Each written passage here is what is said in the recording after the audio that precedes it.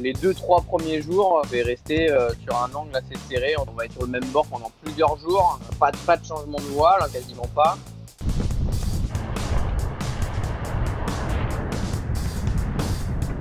Je peux vous dire, ça fait du bien la petite douche quotidienne. Bon, maintenant, on va se raser. Pas mal, non?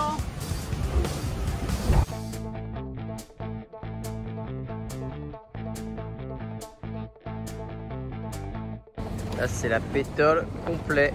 C'est pas cool parce que les autres ils avancent. Il y a Isabelle Josque, elle est à 17 nœuds là-bas là. Et moi, depuis 5h du mat, je suis dans cette merdasse là. Bon, ça y est, c'est reparti. On avance quand même maintenant là. Ouais, ça fait quand même du bien ces conditions là. Avant le Grand Sud, avant d'aller se faire bastonner. Ouais, c'est chouette hein. La mer est un peu cabossée, le bateau est plutôt gité, très rapide.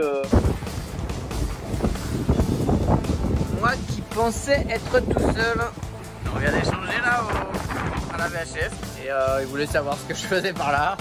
Je lui ai dit que je faisais le tour du monde en solitaire. Il se demandait pourquoi. Bon, moi je continue ma descente vers le sud. Gros contournement de l'anticyclone de Sainte-Hélène. Et puis bah là on va commencer à mettre de l'est un peu dans la route là cette nuit. Ensuite on va être au portant et on va vraiment aller vers le cap de Bonne-Espérance.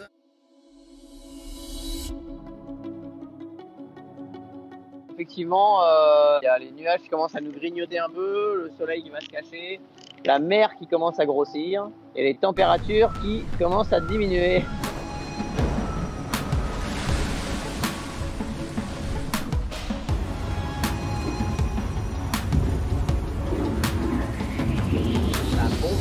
Ça bombarde. Ça y est, c'est parti quoi. Maintenant on commence à être dans les systèmes anticycloniques et dépressionnaires du Grand Sud. On va aller s'approcher de la zone des glaces, un peu d'appréhension et un peu de crainte, un peu de stress quoi, de découvrir ce monde qui apparemment est hostile et un peu peur quoi. Bon, c'est un peu le chantier, il y a des vagues dans tous les sens. Il y a une belle grosse houle, hein, je pense que vous la voyez quand même. Il semblerait y avoir 4 mètres à peu près, mais parfois on a l'impression qu'il y a plus quand même. Hein. Une belle couleur du sud. Ah, c'est chouette hein.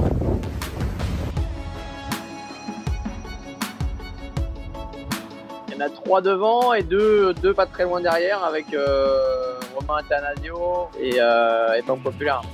C'est bien d'avoir recollé un peu la flotte. Bon, c'est quand même pas la même ambiance hein. Allez, ça va falloir s'habituer parce que ça va durer, allez, 3 semaines, un petit mois quoi. C'est quand même là où on va rencontrer les conditions les plus rudes. C'est là où il y a le moins de gens qui peuvent venir nous aider. Donc j'ai tendance à dire que durant ce mois-là, on va serrer les fesses. On est rentré dans cette deuxième dépression australe. C'est très humide, très froid. Et maintenant, je navigue les portes fermées en fait. On mange un peu plus gras. C'est vrai qu'on crame de l'énergie rien qu'à rester à la table à cartes, à faire un peu de météo. Bah, tout de suite, on se refroidit hyper vite. Bon, ça y est, c'est franchi. Ce premier cap, le cap de Bonne-Espérance, premier du Vendée Globe.